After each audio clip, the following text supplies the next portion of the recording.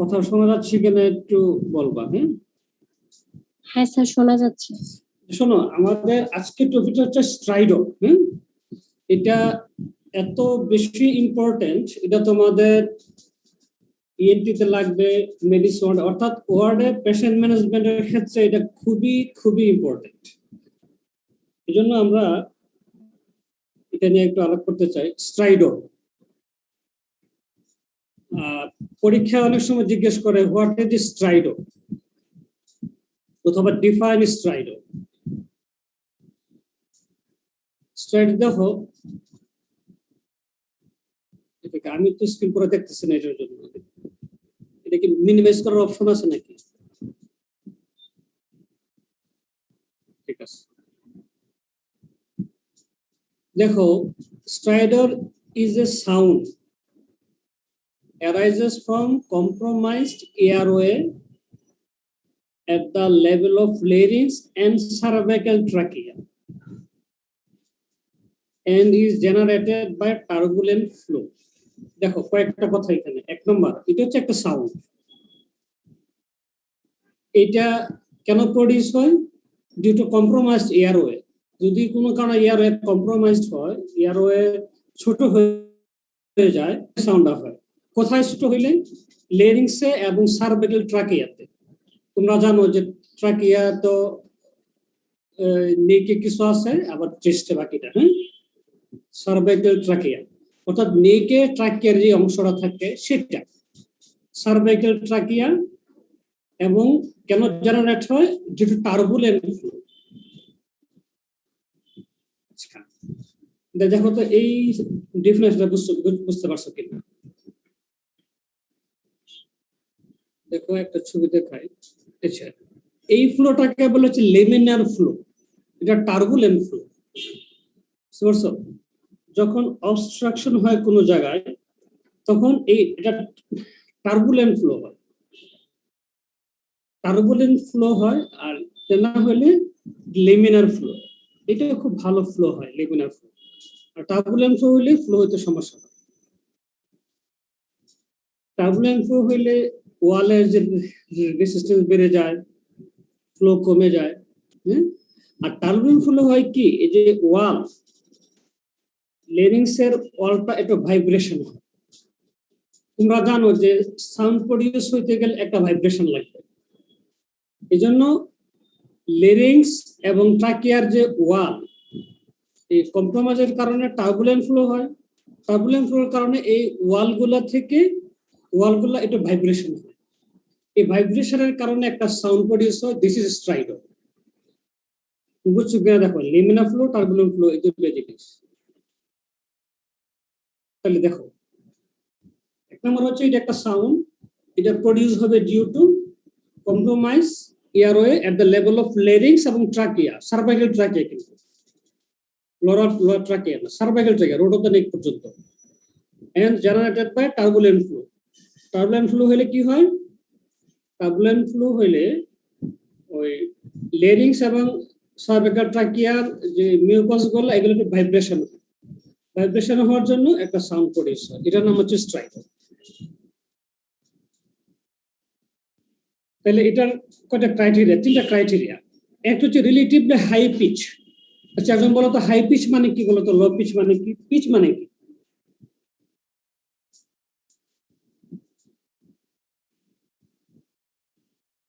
তুমি বলতে পারবা?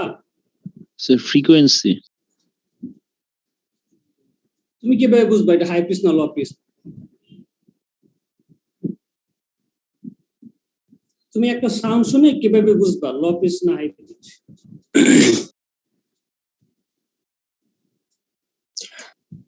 বলো, একদম বলো। কথা তোমার ঠিক আছে, ফ্রিকোয়েন্সি যত বেশি পিচ তত বেশি হবে, হাই পিচ হবে। তো আমরা কিভাবে বুঝবো একটা সাউন্ড কতটা মোটা কতটা চিকন? যত চিকন হাই পিচ হবে তত সাউন্ড চিকন হবে। এই জন্য দেখবা যে ফিমেলের ভয়েসটা কি চিকন, হাই পিচ, আর মেলের ভয়েসটা কি লো পিচ, একটু মোটা আওয়াজ। কারণ হচ্ছে মেলের চেয়ে ফিমেলের ফ্রিকোয়েন্সি ডবল। মেল যদি কথা বলে 100 হার্টজে কথা বলে, ফিমেল বলে 200 হার্টজে কথা বলে, ডবল। এই জন্য ফিমেলের সাউন্ডটা একটু সরু বা চিকন,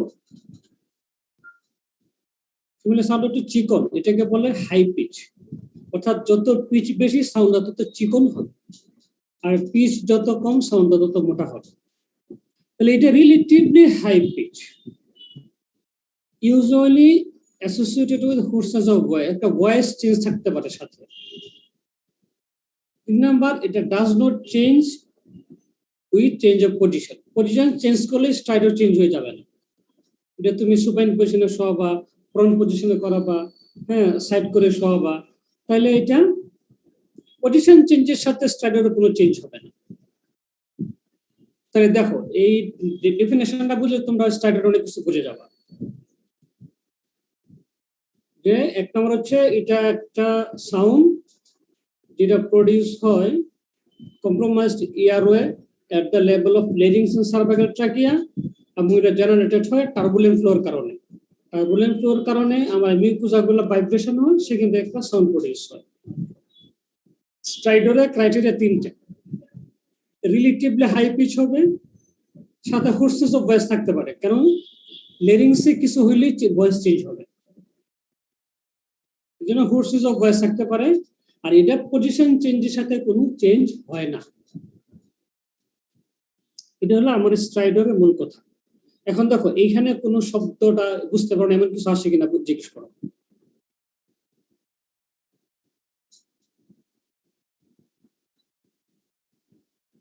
বুঝতে পারো না এরকম কোন শব্দ আসে কিনা বলো। বুঝতে পারতেছো?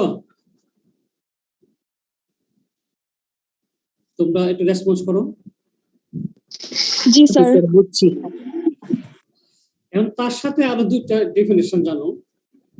একটা হচ্ছে স্টার্টর। স্টার্টর একটা সাউন্ড যেটা হবে ফেরিঞ্জিয়াল এয়ারওয়ে অবস্ট্রাকশন হইলে।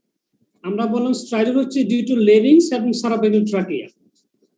আর স্টার্টর মানে হচ্ছে একটা heavy snoring sound that is low pitch হবে একটু, and indicates obstruction or collapse in the pharyngeal airway from nasopharynx to laryngopharynx. স্টার্টর হচ্ছে ফেরিঞ্জিয়াল এয়ারওয়ে অবস্ট্রাকশন হইলে একটা লো পিচ একটা সাউন্ড হয়, একটু স্নোরিং টাইপের সাউন্ড হয়, সেটাকে বলা হচ্ছে স্টার্টর। এটা কেন হয়? Caused by inward collapse of the lax pliable tissue during respiration, অর্থাৎ শ্বাস নেওয়ার সময় ওই যে ফেরিঞ্জিয়াল লাক্স ওই মিউকোজা গুলা কোলাপস হয়ে যায়, এই জন্য এই সাউন্ডটা হয়।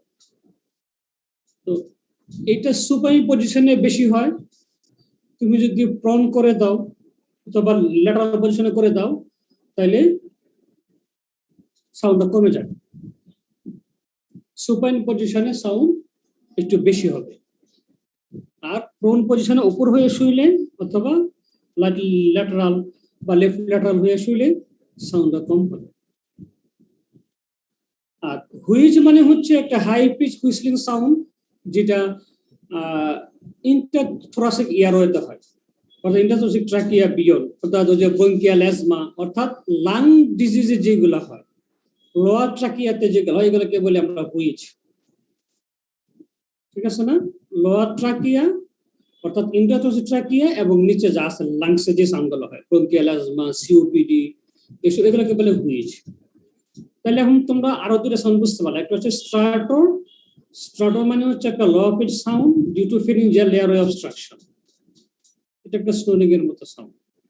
হুইজ মানে হচ্ছে লোয়ার এয়ারওয়ে, অর্থাৎ তোমার ইন্টারথোরাসিক ট্রাকিয়া এবং তার নিচে লাংসের যত সাউন্ড হবে সেটাকে বলে হুইজ। তাহলে আমাদের মূল আলোচনা হচ্ছে স্ট্রাইডর নিয়ে, সাথে এই দুইটা জিনিস জানলে তোমার জন্য ভালো। আসসালামু আলাইকুম। হ্যাঁ বলো। এটা স্যার মানে সুপাইন পজিশনে প্রমিনেন্ট হয় কেন স্টার্টর? হচ্ছে কি, এটা তো তোমার ধরো মানে ওরোফেরিংস, লেরিঙ্গোফেরিংসে মিউকোসগুলো লাক্স থাকে। স্নোরিং হয় কেন? মিউকোসগুলো লাক্স থাকে। তোমার সুপাইন হয়ে শুলে মিউকোসগুলো আর একটু বেশি ইনওয়ার্ড কোলাপস বেশি হয়, আর লেফট ল্যাটারাল বা প্রোন হয়ে শুলে মিউকোজা গুলা অত ইনওয়ার্ড কোলাপস হতে পারে না। ডিউ টু মিউকোজা গুলো কোলাপস হয়ে যায়, মিউকোজা গুলো এয়ারওয়েতে এসে বসে থাকে, এই জন্য শ্বাস ঠিক মতো যাইতে পারে না। যেমন ধরো বয়স্ক মানুষের ক্ষেত্রে যেটা হয় কি স্নোরিং হয়। কেন স্নোরিং হয়? তার ফেরিঞ্জিয়াল মিউকোজা গুলো খুবই লাক্স, লুজ মিউকোজা, শ্বাস নেওয়ার সময় এগুলো এয়ারওয়ের সামনে চলে আসে, এয়ারওয়ে শ্বাস নিতে কষ্ট হয়।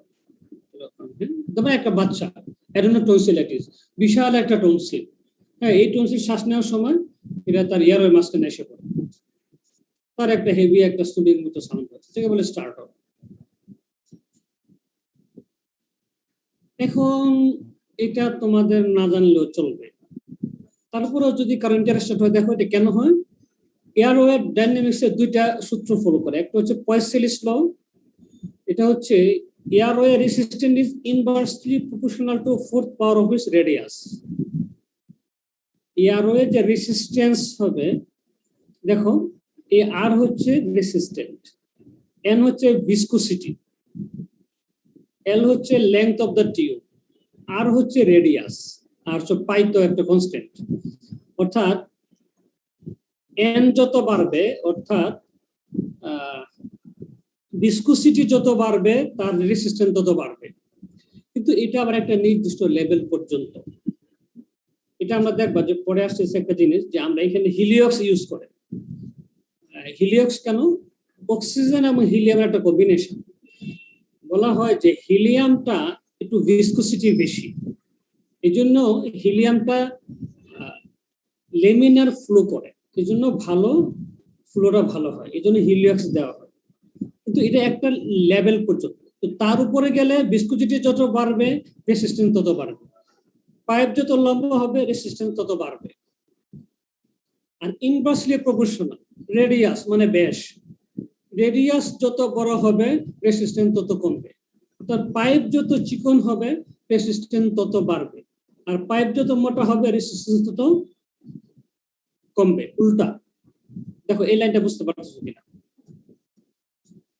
অর্থাৎ আমার ভিসকোসিটি বাড়লে রেসিস্ট্যান্স বাড়বে, পাইপ যত লম্বা হবে রেসিস্ট্যান্স তত বাড়বে, আর উল্টা হইলো রেডিয়াস অর্থাৎ ব্যাস, পাইপ যত মোটা হবে রেসিস্ট্যান্স তত কমবে। জিনিসটা বুঝতে পারছো? এটা না বুঝলে অসুবিধার কিছু নাই। অবশ্যই বার্নৌলি ফেনোমেনন বা বার্নৌলি প্রিন্সিপাল, এটা বলা হয় যে ক্রস সেকশনাল এরিয়া যত কমবে ফ্লো ভেলোসিটি তত বাড়বে।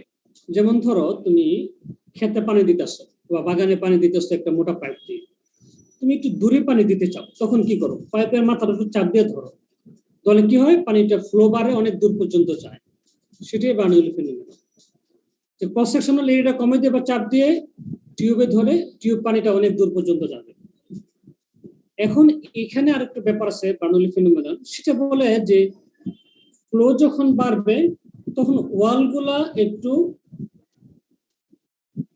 মানে কি বলবো, ওয়ার্ডগুলো মানে পাইপের ওয়াল অর্থাৎ এয়ারের ওয়ার্ড গুলো একটু বেশি ইনওয়ার্ড কোলাপস হবে। ইনক্রিজ এয়ার ফ্লো ভেলোসিটি, যত এয়ার ফ্লো ভেলোসিটি বাড়বে ইনওয়ার্ড কোলাপস তত বাড়বে। এই জন্য বলা হয় যে পলিপ আছে না, নেজাল পলিপ, পলিপের একটা কারণ হচ্ছে বার্নৌলি প্রিন্সিপাল, যে আমার যখন এয়ারওয়েটা অ্যালার্জিক রাইনাইটিস হয়েছে, এয়ারওয়ে চিকন হয়ে গেছে, তখন আমার যখন এয়ার ফ্লো বাড়ছে তখন ইনওয়ার্ড কোলাপস বেড়ে গেছে। এই ইনওয়ার্ড কোলাপস হইতে হইতে এক সময় এটা নেজাল পলিপ হয়। যাই হোক, এই দুইটা প্রিন্সিপালের কারণে আমার আসলে স্ট্রাইডর হচ্ছে। এটা হলো টার্বুলেন্ট ফ্লো, লিমিনার ফ্লো। এখন আসো, এটা ইন্সপিরেটরি হবে না এক্সপিরেটরি হবে নাকি এটা বাইফেজিক হবে? যদি আমার এট অথবা অ্যাবাভ দ্য গ্লোটিস হয়, গ্লোটিস এবং তার উপরে হয়, তাহলে আমার ইন্সপিরেটরি স্ট্রাইডর হবে, যখন শ্বাস নেবে তখন স্ট্রাইডর হবে। আর এক্সপিরেটরি হবে ইন্টারথোরাসিক হইলে, অর্থাৎ আমার রোট অফ দ্য নেকের নিচে যদি হয়, ইন্টারথোরাসিক ট্রাকিয়া ব্রঙ্কাসে হয়, তখন হবে এক্সপিরেটরি স্ট্রাইডর। এই যে তুমি দেখো যত bronchial asthma, COPD, any lung pathology, সেখানে কিন্তু আমার এক্সপিরেটরি স্ট্রাইডর হয়। যত লেনজিয়াল প্যাথোলজি ইন্সপিরেটরি স্ট্রাইডর হয়। আর বায়োফিজিক কখন হয়? যদি সাবগ্লোটিস এবং সার্ভাইকাল ট্রাকিয়াতে হয়, অর্থাৎ রুট অফ দ্য নেক পর্যন্ত। সাবগ্লোটিস এবং সার্ভাইকাল ট্রাকিয়াতে যদি তোমার কোনো প্যাথোলজি হয় তাহলে বাইফেজিক হবে, অর্থাৎ শ্বাস নেওয়ার সময়ও স্ট্রাইডর হবে, সারার সময় স্ট্রাইডর হবে। দেখো এই জিনিসটা তোমরা বুঝতে পারো কেন, দেখো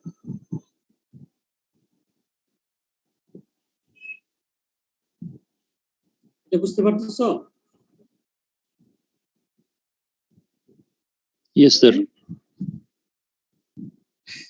এখন আমরা দেখো আপার এয়ারওয়ে লোয়ার এয়ারওয়ে বলতে আমরা কি বুঝি। এটা আসলে খুব ইম্পর্টেন্ট টার্ম তাও না, কিন্তু এটা রেগুলারলি টার্মটা ইউজ করা হয়। যেমন আপার এয়ারওয়ে বলতে আমরা বুঝি নস্ট্রি থেকে লেরিংস পর্যন্ত, লোয়ার এয়ারওয়ে বলতে বুঝি ট্রাকিয়া একদম ব্রঙ্কাই পর্যন্ত।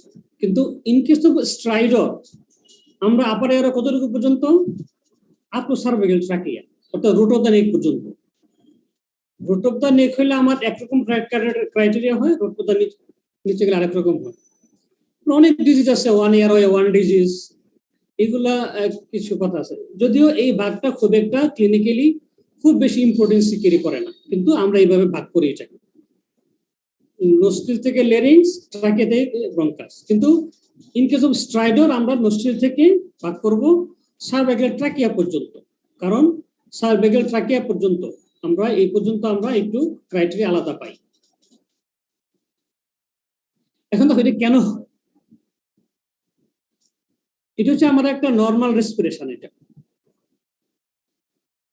এটা একটা নর্মাল রেসপিরেশন। আমি যখন ইন্সপিরেশন নেই, শ্বাস নেই, তখন কি হয়?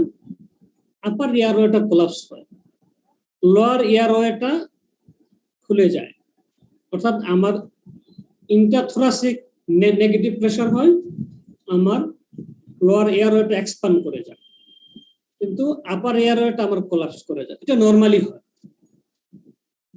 আবার দেখো উল্টো হয়ে যায় লোয়ার এয়ারওয়ের ক্ষেত্রে। যখন আমি শ্বাস নেই, লোয়ার এয়ারওয়েটা এক্সপ্যান্ড করে যাচ্ছে, খুলে যাচ্ছে লোয়ার এয়ারওয়ে।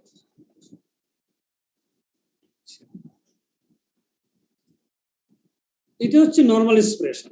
যেমন যখন এক্সপিরেশন করি, শ্বাস ফেলি, তখন কি হয়? আপার এয়ারওয়েটা খুলে যায়, এক্সপ্যান্ড করে যায়, আর লোয়ার এয়ারওয়েটা তখন দেখো লোয়ার এয়ারওয়েটা তখন কোলাপস করে যায়, কনস্ট্রিকশন হয়ে যায়। এটা আমার একটা নর্মাল ফিনোমেনন, যে নর্মাল ফিনোমেনন হিসাবে আমরা যখন আমরা ইন্সপিরেশন করি, আপার এয়ারওয়ে কোলাপস হয়ে যায়, লোয়ার এয়ারওয়ে খুলে যায়। যখন এক্সপিরেশন করি, লোয়ার এয়ারওয়ে কোলাপস হয়, আপার এয়ারওয়ে খুলে যায়। সেজন্যই আমরা যখন গ্লোটিস এবং তার উপরে কোন প্যাথোলজি হয়, তখন ইন্সপিরেটরি স্ট্রাইডর হয়, অর্থাৎ শ্বাস নেওয়ার সময় এমনি আমার আপারে কোলাপস হয়ে যায়, আবার একটা প্যাথোলজি আছে, তখন আমার একটা স্ট্রাইডর হয়।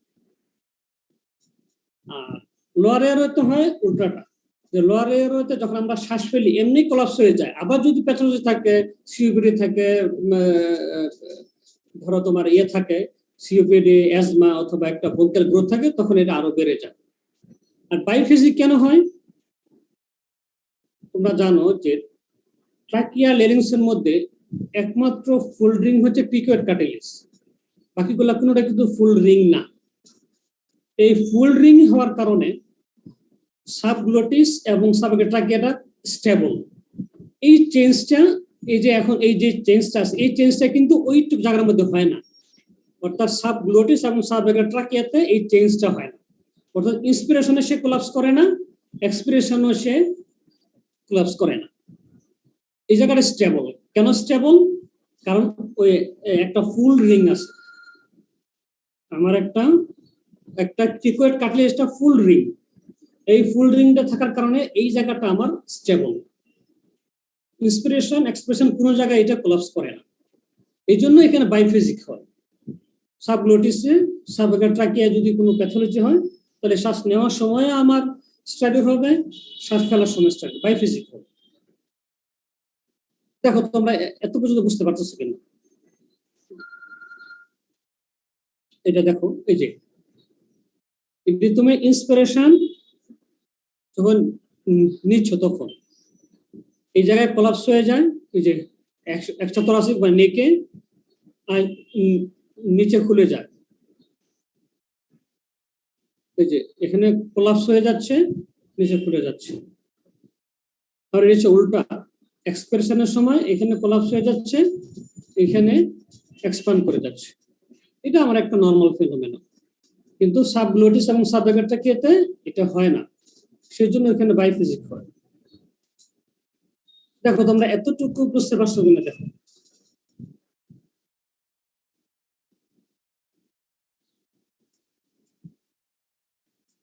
এতটুকু বুঝতে পারছো?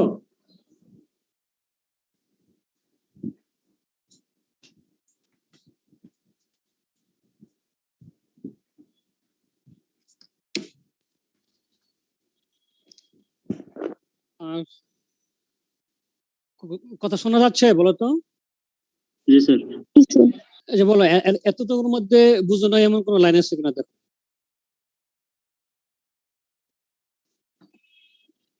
যদি না থাকে তো আমরা পরে যাই। স্ট্রাইডরকে আমরা বলি না যেটা সিভিয়ার স্ট্রাইডর। তো আমরা কি কি ক্রাইটেরিয়ার উপর এটাকে সিভিয়ার বলবো? বেসিক্যালি স্ট্রাইডরকে মাইল্ড, মডারেট, সিভিয়ার এইভাবে আসলে ভাগ করে না, যদিও আমরা বলার সময় বলে ফেলি যে সিভিয়ার স্ট্রাইডর। কিন্তু কি ক্রাইটেরিয়ার উপর আমরা সিভিয়ারিটি কে ইয়ে করলাম, মানে মানে সিভিয়ারিটিকে ক্লাসিফাই করলাম, সেটা ক্লিয়ার না। তো সিভিয়ারিটিকে আমরা তিনটে গ্রেড করি, গ্রেড 1, গ্রেড 2, গ্রেড 3। গ্রেড 1 কি? এই ফেজটা হচ্ছে ইন্টারেস্টেড ফেজ। এখানে ক্রাইটেরিয়া কি? যে এইটা রোগীর একটু ইয়া বাড়বে, সে ঘন ঘন শ্বাস নেবে, হ্যাঁ, তার টেকিপনিয়া হবে, তার মাইল্ড স্ট্রাইডর, অল্প স্ট্রাইডর, আমরা অডিবল সাউন্ড শুনতে পারি অথবা নাও শুনতে পারি। মিনিমাল ফ্লেয়ারিং অফ নোস্ট্রিল, তোমরা জানো যে শ্বাসকষ্ট হলে নোস্ট্রিল ফ্লেয়ারিং হয়। তারপর সাবকোস্টাল, সুপ্রাস্টার্নাল কিছু রিসেশন হয়, এগুলো খুব মিনিমাল হয়। তার কোনো অ্যাংজাইটি নাই, সে এটাকে খুব ভালো বেশি ফিল করতে পারে না যে আমার স্ট্রাইডর হচ্ছে। খাবার দাবার স্বাভাবিক থাকে। Interested in his surrounding, say surrounding পরিবেশ সম্বন্ধে তার একটা, সে ওয়েল ইন্টারেস্টেড, এটাকে বলে গ্রেড 1। তো গ্রেড 1 হইলে এখানে একটা ইম্পর্টেন্ট আছে যে তুমি কতক্ষণে এটাকে ট্রিটমেন্ট করতে হবে, ইন্টারভেনশন করতে হবে। তো তুমি সময় পাবা few days, have time to intervene. তুমি ফিউ ডেজ সময় পাবা, এই কয়েকদিনের মধ্যে তুমি তাকে ইনভেস্টিগেশন করবা, ইনভেস্টিগেশন করে তার ডিজিজটা ডায়াগনোসিস করবা, ডায়াগনোসিস করার পরে তারপর তুমি তাকে ট্রিটমেন্ট করার জন্য সময় পাচ্ছ। যদি গ্রেড 1 হয়, তাহলে গ্রেড 1 কি? ইন্টারেস্টেড ফেজ, অর্থাৎ তার শুধুমাত্র একটু ঘন ঘন সে শ্বাস নেবে, with or without stridor, audible sound নাও থাকতে পারে, minimal nose flaring, subcostal distribution থাকবে, আর তার মধ্যে কোনো অ্যাংজাইটি থাকবে না, normal intake of food, interested in his surrounding, অর্থাৎ সারাউন্ডিং সম্বন্ধে সে ইন্টারেস্টেড আছে, সে বুঝতেছে সবকিছু। তুমি এই রোগীর ক্ষেত্রে সময় পাবা কতদিন? Few days. তারপর আসো গ্রেড 2। গ্রেড 2 ফেজ কে বলে আমরা হচ্ছে রেস্টলেস ফেজ। রোগীর প্রচন্ড শ্বাসকষ্ট হচ্ছে, তাহলে সে অনেক ঘন ঘন শ্বাস নিচ্ছে, একটা অডিবল একটা আমি স্ট্রাইডর শুনতেছি, নোস্ট্রিল ফ্লেয়ারিং হয়ে যাচ্ছে, subcostal recession, intercostal recession, suprasternal recession হচ্ছে, তার অ্যাংজাইটি হচ্ছে, রেস্টলেসনেস হচ্ছে, সে খাবার খেতে পারতেছে না, refusal of food, not interested in his surrounding, সে আশপাশ সম্বন্ধে তার কোনো খবর নাই, কারণ সে শ্বাস নিতে তার অস্থির হয়ে যাচ্ছে। বেসিক্যালি আমরা যেটাকে সিভিয়ার বলি নর্মালি ওয়ার্ডে, এটা হচ্ছে সিভিয়ার, কিন্তু এটা হচ্ছে আসলে গ্রেড 2 সিভিয়ারিটি। এখানে তোমাকে ফিউ আওয়ার্স এর মধ্যে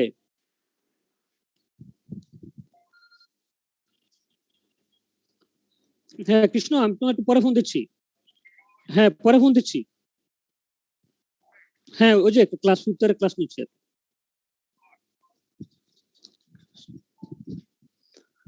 তো আমরা মেইনলি যেটাকে বলি সিভিয়ার স্টার, এটা আসলে এটা। তাহলে এটা আমি কয়েক ঘন্টা সময় পাবো? ফিউ আওয়ার্স সময় পাবো। এই ফিউ আওয়ার্স এর মধ্যে আমাকে ইন্টারভেনশন করতেই হবে। তারপরে আসছে গ্রেড 3, এটাকে বলে এক্সস্টেড ফেজ।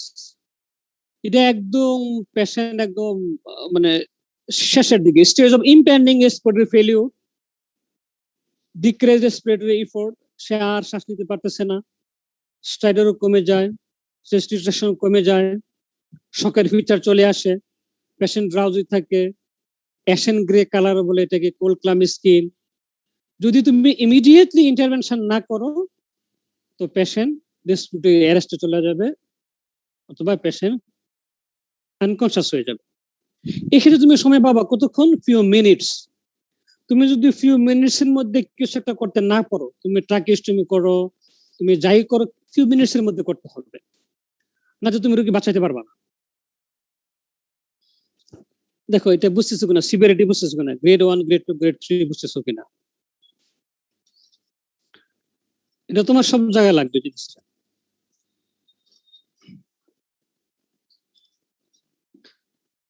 এতটুকুর মধ্যে কারো কোয়েরি আছে বলো তো?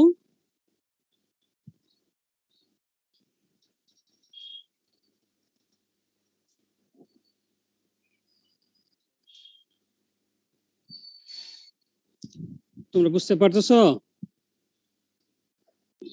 জি স্যার।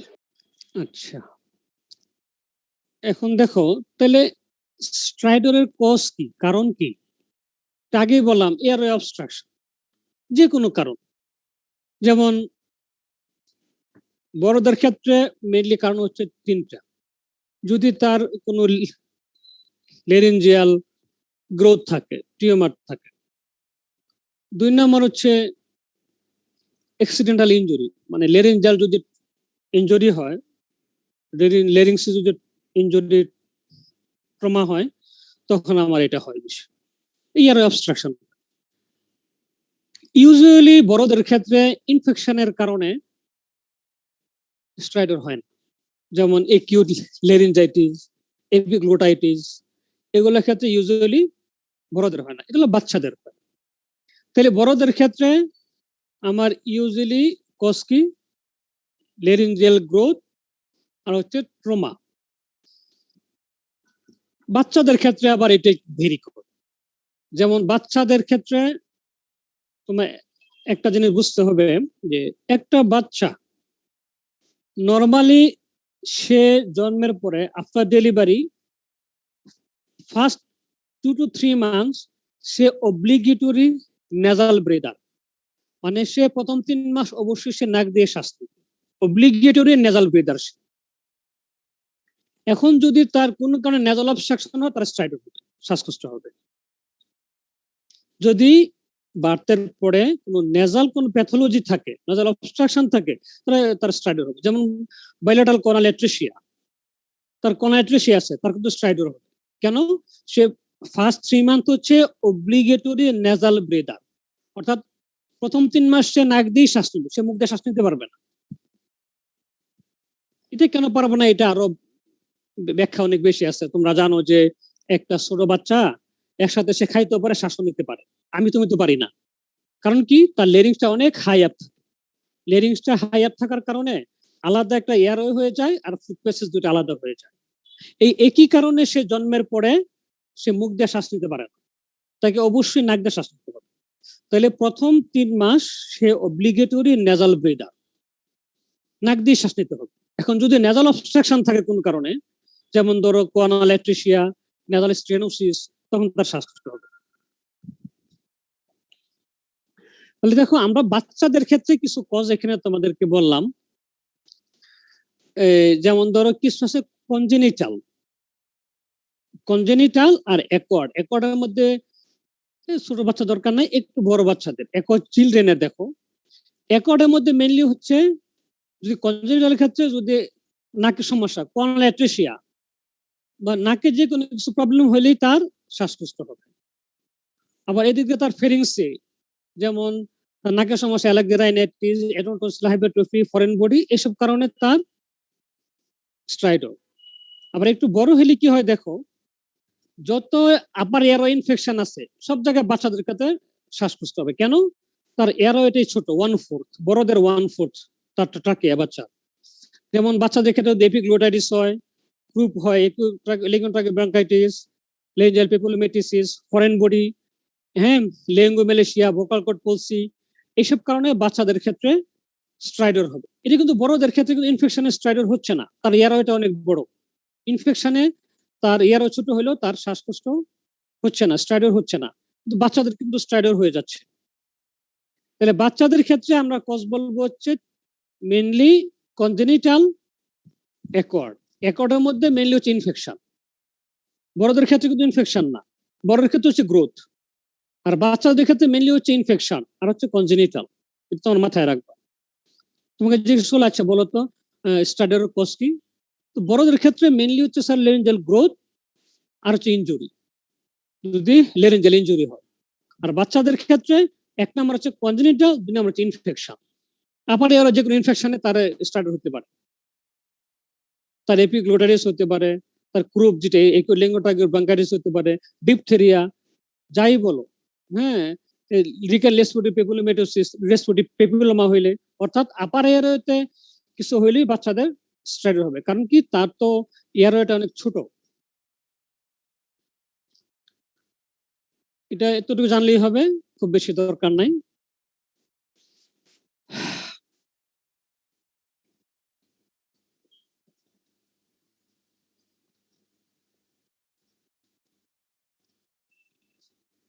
আচ্ছা, এখন আসো, তুমি এক্সামিনেশন করবা কিভাবে, করলে তুমি কি পাবা, মানে তুমি ইন্সপেকশনে কি পাবা, অবজারভেশন বা ইন্সপেকশনে কি পাবা? সাবকোস্টাল, ইন্টারকোস্টাল, সুপ্রাস্টালার রিসেশন পাবা, অ্যাক্সেসরি মাসেল গুলা তার ইয়ে হয়ে যাবে, মানে বোঝা যাবে, প্রমিনেন্ট হবে। নেজাল ফ্লেয়ারিং, হেড হুভিং, বাচ্চাদের হেড এরকম এরকম করবে।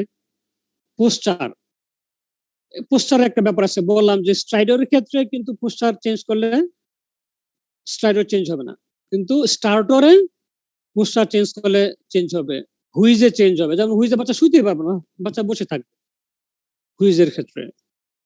তারপর সাইনোসিস পাবা।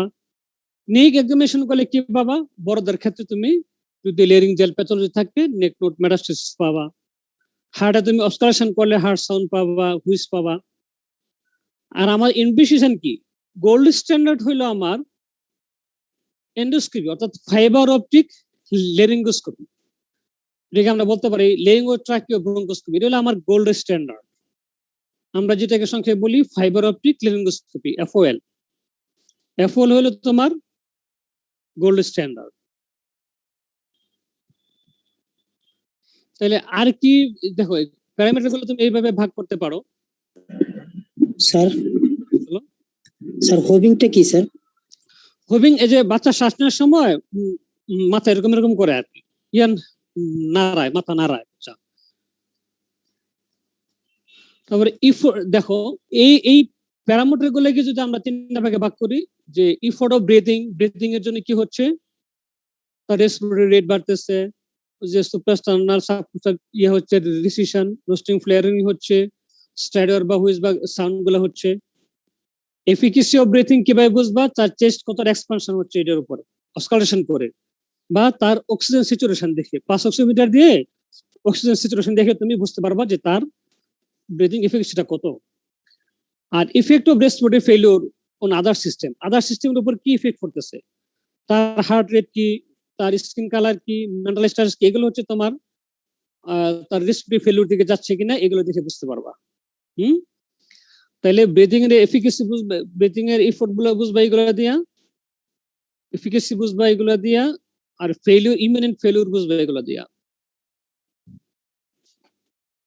দেখো এই চার্টটা বুঝতেছো কিনা, ওই আগেরটাই এটা একটু চার্ট করা আর কি, আগের ফাইনিস গুলো একটু চার্ট করা আছে এখানে। এই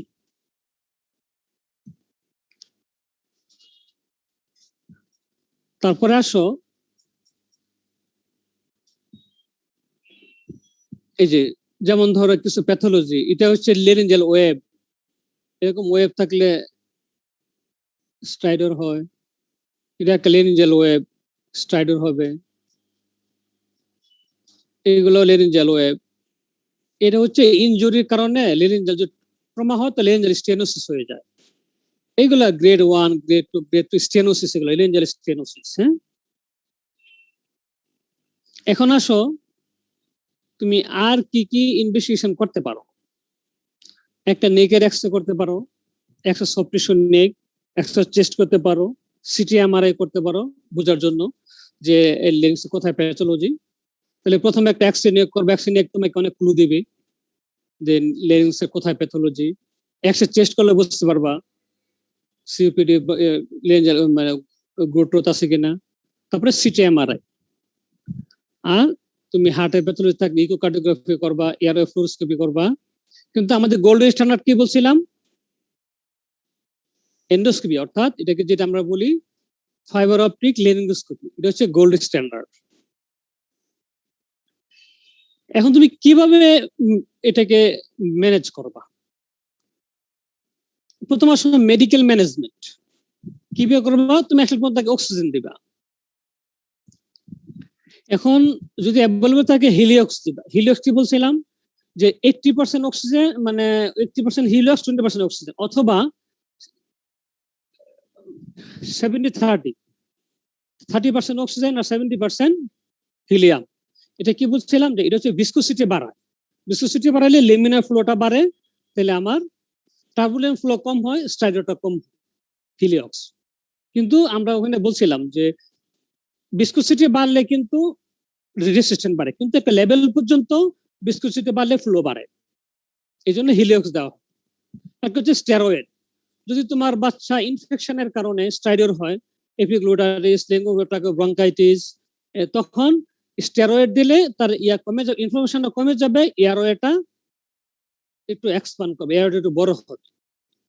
তারপরে অ্যাড্রেনালিন তুমি নেবুলাইজ করতে পারো। অ্যাড্রেনালিন তোমার কমাই দিবে, যে লেরিঞ্জাল যে ইডিমাটা কমাই দিবে। তারপর ইনফেকশন। হ্যাঁ বলুন স্যার। ফাইবার অপটিক লেরিঙ্গোস্কোপি এটা কি মানে লেরিংসের নিচের পার্টগুলো দেখা যাবে না, শুধু লেরিংস পর্যন্ত? এটা হচ্ছে লেরিংস পর্যন্ত। এই জন্য আমরা আসছে, এই জন্য বললাম যে লেরিঙ্গো ট্রাকিও ব্রঙ্কাইটিস। আবার ব্রঙ্কোস্কোপি আছে, ব্রঙ্কোস্কোপি গেলে আরো নিচে যাইতে পারো, একদম ব্রঙ্কাস পর্যন্ত। ওই মেশিনটা কি আসলে পুরো মেশিনটা একটাই, যেটাতে আমরা লেরিং দেখি এটার ওই যে প্রপটা একটু ছোট, ব্রঙ্কাস যদি দেখি এটা প্রপটা একটু বড়, আসলে মেশিন একটাই। এটা দিয়েই লেরিঙ্গো ট্রাকিও ব্রঙ্কোস্কোপি করা হয়। মেশিন একটাই, জাস্ট স্কোপটা একটু ছোট বড়। হ্যাঁ, যেটা দিয়ে লেরিং দেখে এটা স্কোপটা একটু ছোট, আর যেটা দিয়ে ব্রঙ্কোস্কোপি করে স্কোপটা বড়। এই জন্য এটাকে বলে হ্যাঁ ব্রঙ্কোস্কোপি পর্যন্ত যাইতে হবে। তো এই ক্ষেত্রে ব্রঙ্কোস্কোপি পর্যন্ত যাইতে হবে না, এটা তুমি যদি ব্রঙ্কাসে সাসপেক্ট করো, তখন তুমি যদি দেখো সমস্ত ক্রাইটেরিয়া যে না এটা তার এক্সপিরিয়ন্স স্ট্রাইডর, এটা তার মানে ব্রঙ্কিয়াল কোনো গ্রোথ থাকতে পারে, তখন তুমি ব্রঙ্কোস্কোপি যাবে। এটা তো আমরা এজ এ হোল বললাম। তুমি যদি দেখো যে তার সে লেরিংস, কাস্টমার লেরিংস, তার ইন্সপিরেটরি স্টাইডর হচ্ছে, তখন তো তুমি করলে হয়ে যাচ্ছে, লেঙ্গোস্কোপি করলে হয়ে যাচ্ছে। বললাম মেশিন তো আসলে একটাই। তুমি যখন লেরিংস দেখবা তখন ছোট স্কোপটা নেবা, যখন ব্রঙ্কাস দেখবো একটু বড় স্কোপটা নেবা, এই আর কিছু। হ্যাঁ, এটা হচ্ছে গোল্ড স্ট্যান্ডার্ড। হ্যাঁ হ্যাঁ বলো স্যার। একটা ফ্যাটি লেভেল পর্যন্ত ভিসকোসিটি বাড়ার সাথে সাথে তো স্যার স্ট্রাইডরটা বাড়তেছে। তো এখন মেডিকেল ম্যানেজমেন্ট আমি মানে হেলিওক্সটা কখন থেকে দেওয়া স্টার্ট করব? যদি আমি প্রাইমারি স্টেজে হেলিওক্স দিয়ে দিই তখন শুরু থেকে, হ্যাঁ শোনো, হিলিওক্স শুরু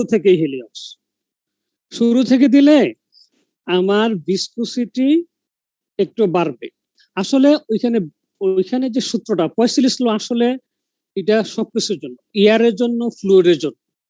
আসলে ওই ভিসকোসিটি হচ্ছে ফ্লুইডের জন্য। ফ্লুইডের ভিসকোসিটি যত বাড়ে তাহলে ফ্লুইডের রেজিস্ট্যান্স তো বাড়ে, কিন্তু এয়ারের ক্ষেত্রে তো ভিসকোসিটি এত বাড়ানোর সুযোগ নাই। 45 ল কিন্তু সবার জন্য, ফ্লুইড লিকুইডের জন্য। এই জন্য লিকুইডের ভিসকোসিটি যত বাড়ে রেজিস্ট্যান্স তত বাড়ে। তুমি চিন্তা করো যে একটা পাইপ দিয়ে পানি যত তাড়াতাড়ি যাবে, একটা সিরাপ তত তাড়াতাড়ি যাবে, মধু তাড়াতাড়ি যাবে।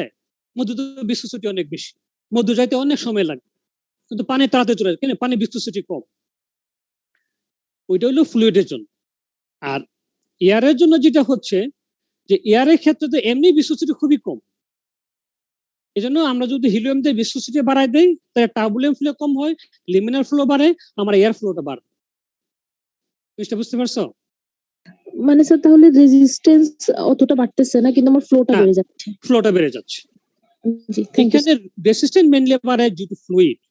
তুমি দেখো পানি মধু, সিরাপ একটা পাইপ দিয়ে তুমি পাস করো, এক সময় পাস করবে, পানি তাড়াতাড়ি পাস করবে না, পানি ভিসকসিটি কম, মধুর ভিসকসিটি বেশি, এরকম আর কি জিনিসটা। এই জন্য হিলিয়ক্স দেওয়া হয়, হিলিয়াম 20-30 বা 80-20 হতে পারে। আচ্ছা তাহলে আমাকে আগে একটু বলো তো, নর্মাল এয়ারে অক্সিজেন কত পার্সেন্ট? কারো জানা আছে? স্যার 20%। 20%, এক্সিলেন্ট। নর্মাল এয়ারে এভারেজ অক্সিজেন 20%। তো তাহলে তারপরেরটা কি থাকে? সবচেয়ে বেশি কি? নাইট্রোজেন সবচেয়ে বেশি। তাহলে আমরা এটা কি করতেছি, জাস্ট নাইট্রোজেনকে বাদ দিয়ে এখানে আমরা হিলিয়াম দিয়ে দিচ্ছি।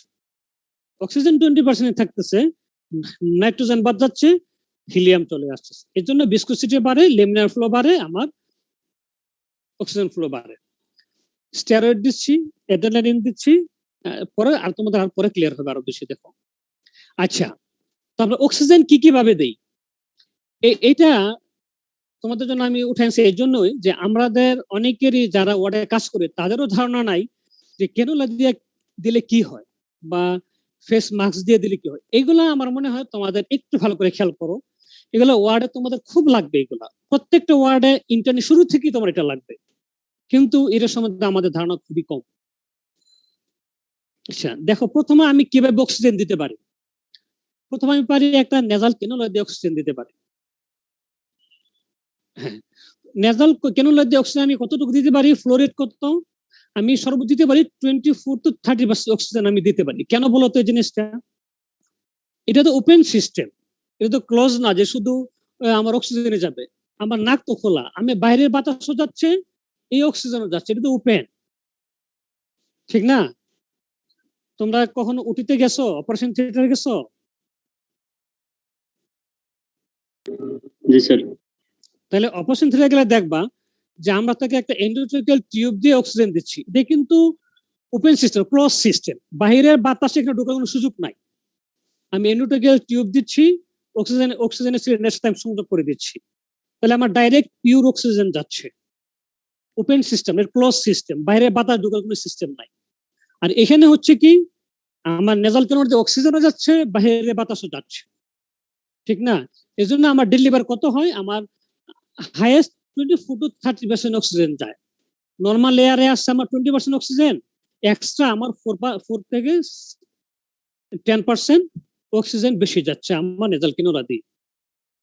আচ্ছা, তাহলে আমি ওই যে আমার যে মিটারের মধ্যে কতটুকু দিব, আমি 1 to 4 লিটার দিব, তার বেশি দিয়ে আমার লাভ নাই, তার বেশি দিলেও অক্সিজেনটা যাবে না। তাহলে নর্মালি আমি কত দিব, যদি 4 লিটারে দেয় তার নাকটা ড্রাই হয়ে যাবে, তাহলে ইউজুয়ালি আমি 2 লিটারে দিয়ে রাখবো। তোমরা দেখবা এই জিনিসটা অনেকে না জানার কারণে দেখবা যে ওয়ার্ডের মধ্যে নাকে অক্সিজেন দিচ্ছে, একদম 10-15 লিটার অক্সিজেন ছাড়ে দিয়ে রাখছে, আলটিমেটলি অক্সিজেনটা অফ হচ্ছে। তাহলে 2 to 4 লিটারের বেশি অক্সিজেন দিয়ে তোমার এখানে কোনো লাভ নাই, যাবে না তার বেশি অক্সিজেন। তাহলে তুমি যখন নেজাল ক্যানুলা দিবা, তুমি কত পার্সেন্ট অক্সিজেন দিবা, কত লিটারে দিবা, 1 to 4 লিটারে দিবা, ইউজুয়ালি 2 লিটারে দিবা অক্সিজেন। এই যে দেখো আমাদের ওই যে কেন অক্সিজেন বারবার শেষ হয়ে যাচ্ছে, আমরা বুঝতে পারতেছি না, আমরা নেজাল ক্যানুলা দিয়ে আমরা বাড়াই দিয়ে রাখছি, অথবা রোগীর লোকই বাড়াই দিয়ে দেয়, মনে করে যে বেশি বাড়াই দিলে তার অক্সিজেন বেশি গেলে রোগী ভালো হয়ে যাবে। আচ্ছা, তারপরে আসো, যে তুমি দেখছো প্রায় ওয়ার্ড এইভাবে দেওয়া আছে। তারপরে ফেস মাস্ক দিয়ে আমরা দিই, এটা দিয়ে আরেকটু বেশি অক্সিজেন দেওয়া যায় ফেস মাস্ক দিয়ে, কারণ কি এটার সাথে বাহিরে যোগাযোগ একটু কম, অর্থাৎ এক্সটার্নাল এয়ার থেকে এয়ার যায় আর একটু কম যায়, যেমন নোজে অনেক বেশি যায়, এখানে একটু কম যায়। তো ফেস মাস্ক দিয়ে দিলে আমরা দিতে পারি 30 to 40% অক্সিজেন যাবে। ফ্লো রেট কত, 5 to 10 লিটারে তুমি অক্সিজেন এখানে দিতে পারো ফেস মাস্ক দিয়ে। আচ্ছা, তারপরে দেখো এখন আমাদের চলে আসছে হাই ফ্লো নেজাল ক্যানুলা চলে আসছে, যেটা আমরা করোনা রোগীকে দিচ্ছি। এইটা হচ্ছে একটা মেশিন দিয়ে দিচ্ছি, কিন্তু আমরা এখানে যা বলছি সবগুলো মেশিন না, মেকানিক্যাল জাস্ট, কিন্তু মেশিন না। যেমন বেঞ্চুরি মাস্ক আছে, এটা আর একটু বেশি দেওয়া যায়, আর একটু 60% দেওয়া যায়, 2 to 15 লিটার পর্যন্ত দেওয়া যায়। তবে মেশিন ছাড়া সাধারণত 15 লিটারের বেশি, 15 লিটারের বেশি দেওয়া যায় না। বেঞ্চুরি মাস্ক দিয়ে দেওয়া যায়, এটা হচ্ছে নন রিব্রিদার মাস্ক, এটা দিয়ে তুমি অনেক বেশি দিতে পারবা, 85 to 90% অক্সিজেন দিতে পারবা, আর 15 লিটার পর্যন্ত তুমি দিতে পারবা। ওই এখানে একটা বাল্ব থাকে এখানে আর কি, এটা শুধু ইন্সপিরেশনের জন্য ইউজ করা হয়, এক্সপিরেশন এটা দিয়ে নেয় না, এই জন্য বেশি অক্সিজেন দেওয়া যায়। নন রিব্রিদার মাস্ক বলে এটাকে।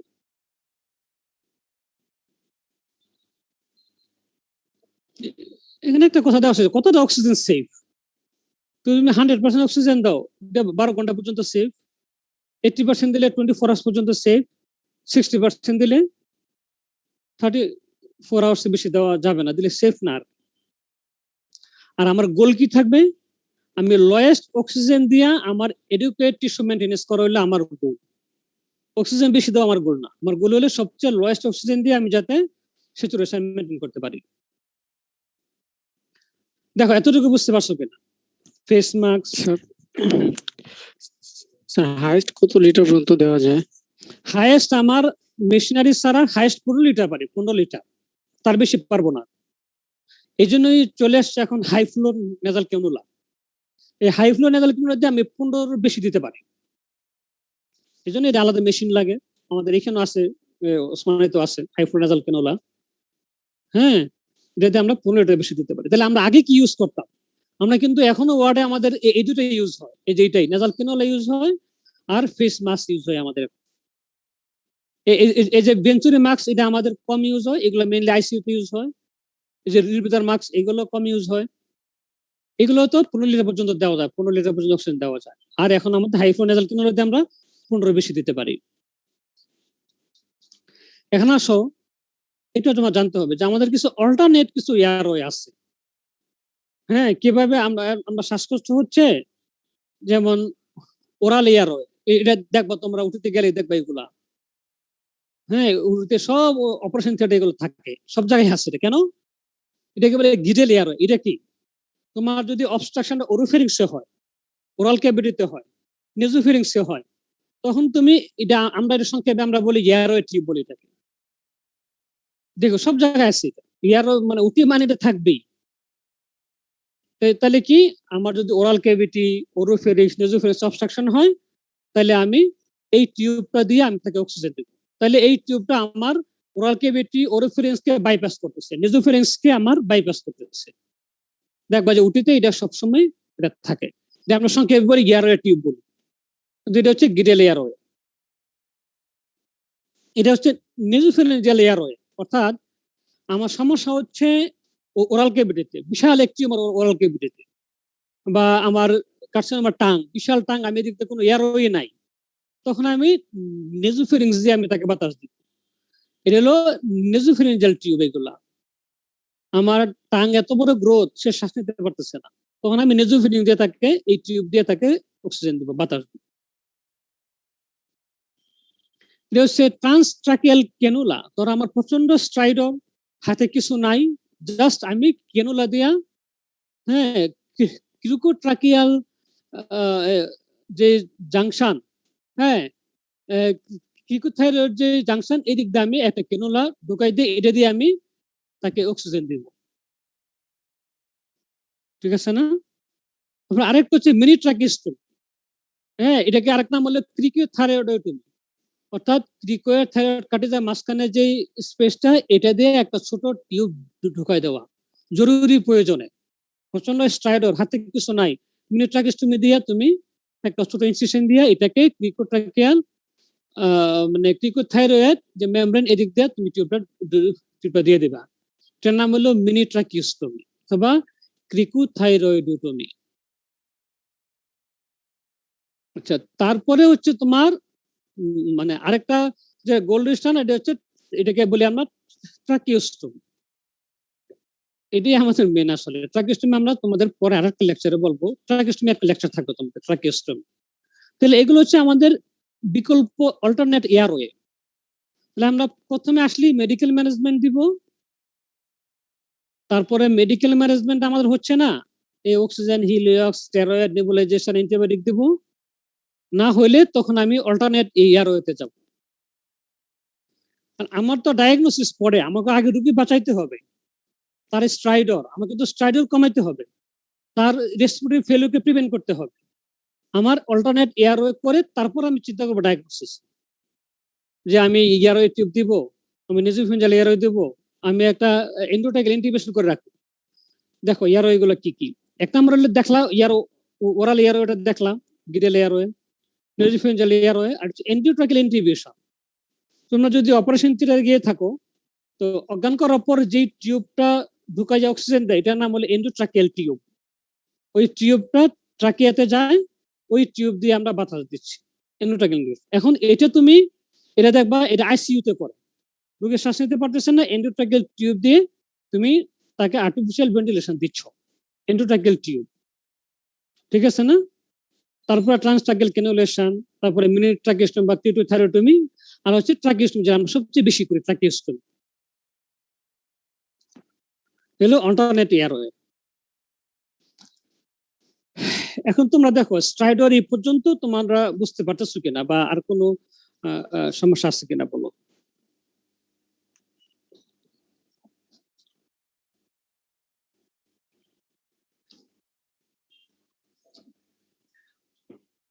এটা আমরা তোমাদেরকে অনেক লাইন স্টেপ করে গেছি কেন, এটা আমাদের ওই যে যেহেতু আমাদের এমএস কোর্স আছে, তো এমএস এর জন্য এটা বানানো লেকচারটা। তোমাদের অনেক কিছু দরকার নাই, এই জন্য আমরা একটু তোমাদের কিছু জিনিস একটু করে গেলাম, বাইপাস করে গেলাম। তাহলে তোমাদের যতটুকু দরকার অতটুকু আর কি। দেখো বুঝতে পারতেছো কিনা। স্যার বায়োফিজিক্স স্ট্রাইডরটা একটু আরেকবার বললে সুবিধা হয়। আচ্ছা দেখো, ইন্সপেক্টরি,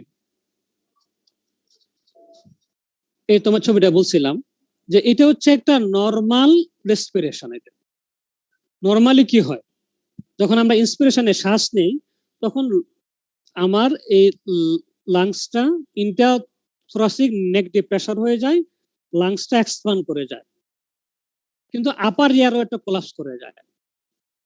আপার এয়ারওয়ে বলতে আমরা এখানে কি বলছিলাম, সার্ভাইকাল ট্রাকিয়া পর্যন্ত, অর্থাৎ রুট অফ দ্য নেক পর্যন্ত। এখানে এখানে কোলাপস করে যায়। আবার এক্সপিরেশনে আবার লোয়ার এয়ারওয়ে দেখাতে উল্টা হয়, লোয়ার এয়ারওয়ে খুলে যায় আর উপরটা অবস্ট্রাকশন হয়। আর এটা হচ্ছে একটা নর্মাল, এটাও নর্মাল এক্সপিরেশন। নর্মাল এক্সপিরেশনে এখানে খুলে যায়, এখানে মানে কোলাপস করে যায়, আবার উপরে ওপেন করে যায়। এই জন্য যখন লোয়ার এয়ারওয়ে প্যাথোলজি হয়, তাহলে এক্সপিরেটরি স্ট্রাইডর হয়। এমনি এক্সপিরেশনের সময় তার কোলাপস করে যায়, নর্মালি কোলাপস করে যায়। আবার যদি এখানে কোনো গ্রোথ থাকে, তখন এটা আরো বেশি কোলাপস করে যায়, তাহলে এক্সপিরেটরি স্ট্রাইডর হয়। আর ইন্সপিরেশনে, এমনি ইন্সপিরেশনের সময় আবার একটু কোলাপস করে যায় নর্মালি, তারপরে আবার আমার একটা লেঞ্জেল গ্রোথ আছে, তাহলে আমার আরো বেশি কোলাপস করে যায়, ইন্সপিরেটরি স্ট্রাইডর। বায়োফিজিক কোথায় হয়? বায়োফিজিক হয় সাবগ্লোটিসে এবং সার্ভাইকাল ট্রাকিয়াতে যদি কোনো প্যাথোলজি থাকে, গ্রোথ থাকে। এটা কেন হয়? যেমন আমরা তোমার বলছিলাম যে একমাত্র হচ্ছে ক্রিকেট কার্টিলেজ হচ্ছে ফুল রিং, বাকিগুলো কিন্তু কোনোটাই ফুল রিং না, কার্টিলেজ। বাকিগুলো সামনে কার্টিলেজ, পিছন দিকে ওপেন থাকে। এই জন্য এই ক্রিকেট কার্টিলেজটা সাবগ্লোটিস এবং সার্ভাইকাল ট্রাকিয়াকে ফিক্স করে রাখে। এই চেঞ্জ গুলো এখানে হয় না, সাবগ্লোটিস এবং সার্ভাইকাল ট্রাকিয়াতে এই চেঞ্জ গুলো হয় না। ইন্সপিরেটরি এক্সপিরেটরি চেঞ্জ গুলো এখানে হয় না। না হওয়ার কারণে ইন্সপিরেশন সে কোলাপস করে না, এক্সপিরেশনও সে এক্সপ্যান্ড করে না। সেই জন্য এখানে যদি প্যাথোলজি হয়, এটা বায়োফিজিক হয়। শ্বাস নেওয়ার সময় স্টাডি হবে, শ্বাস ফেলার সময় স্টাডি হবে। এটা বুঝতে পারছো? অর্থাৎ ক্রিকেট কাটলেজ এটাকে ফিক্স করে রেখে দিচ্ছে, ক্রিকেট কাটলেজ। এটা নর্মালি এই জায়গা কোলাপসও করে না, এক্সপ্যান্ডও করে না, এইটুকু জায়গা, খুব বেশি না, অর্থাৎ 3 to 4 সেন্টিমিটার জায়গা। এটা নর্মাল যে ভেরিয়েশন এটা ফলো করে না। এই জন্য এই জায়গাটার মধ্যে স্টার্ট হবে বায়োফিজিক। এখন দেখো তোমরা বুঝতে পারতেছো কিনা? হ্যাঁ জি স্যার, থ্যাংক ইউ। তাইলে তোমাদের একটা দেখি তো, একটা স্ট্রাইডর তোমাদেরকে দেখায়, এটা তোমাদের হয় কিনা দেখো।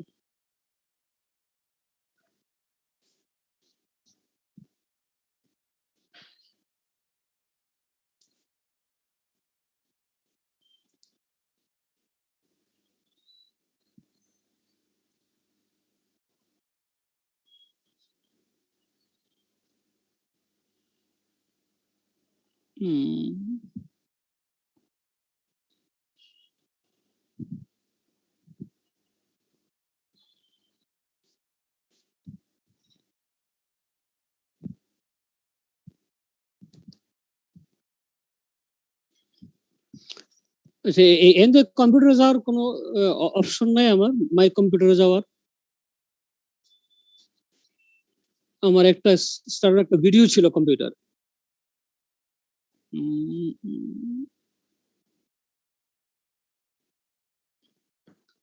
তোমরা কি কেউ ভালো জানো কম্পিউটার? এখান থেকে মাই কম্পিউটার যাওয়ার কোনো অপশন আছে?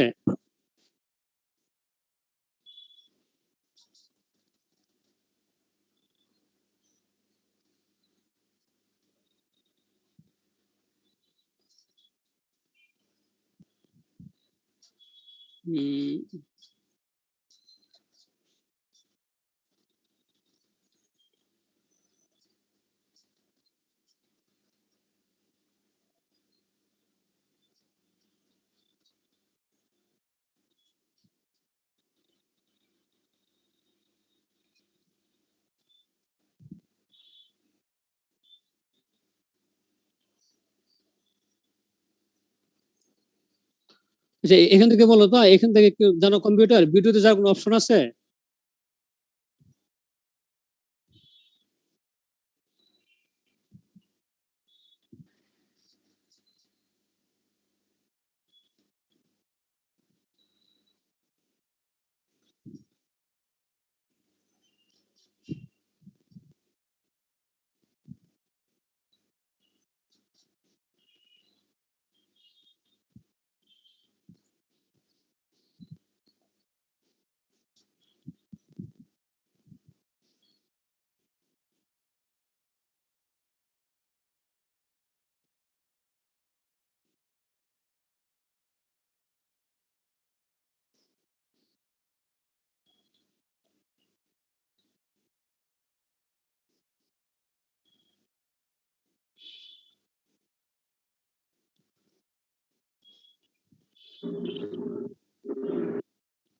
আচ্ছা, দেখো তো ভিডিওটা কি ইয়ে হচ্ছে, শো হচ্ছে? দেখো তো ভিডিওটা। জি স্যার। আচ্ছা, এটা আসছে, স্ক্রিনে আসছে? জি স্যার। আচ্ছা, দেখো তো এটা বুঝো কিনা দেখে বলো তো, এটা কি স্ট্রাইডর? সাউন্ড শো হচ্ছে। দেখো এটা কি স্ট্রাইডর, দেখো তো।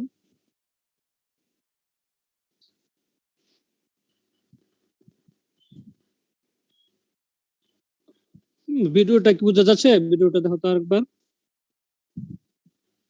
কি ব্যাপার এটা তো?